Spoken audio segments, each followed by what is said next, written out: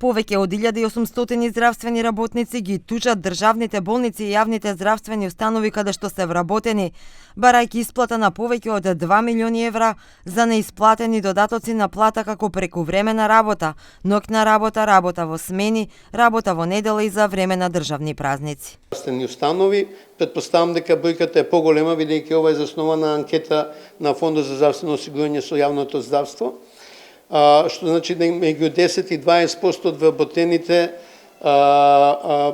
водат судски спорови.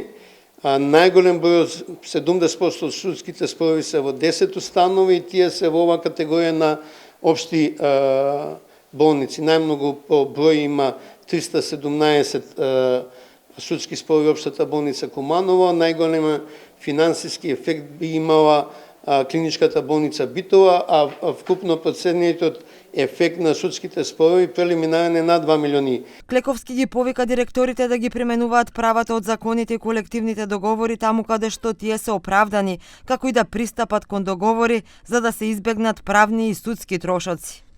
Истовремено ги повикуваме здравствените работници, посебно каде што има ниска ефикасност во установите, да се откажат од судските спорови, бидејќи имаме парадокс да имаме во истите установи највисоко ниво на додатоци и најголем број на тужби, бидејќи така директно влијаат на одржливоста на нивните сопствени установи. Клековски најави дека заедно со Министерството за здравство и синдикатот работат на отстранување на сите нејасноти во примената на законот и колективните договори, кои овозможуваат група експерти, правници и независен синдикат да пронаоѓаат сиви зони во толкувањето на законите и колективните договори.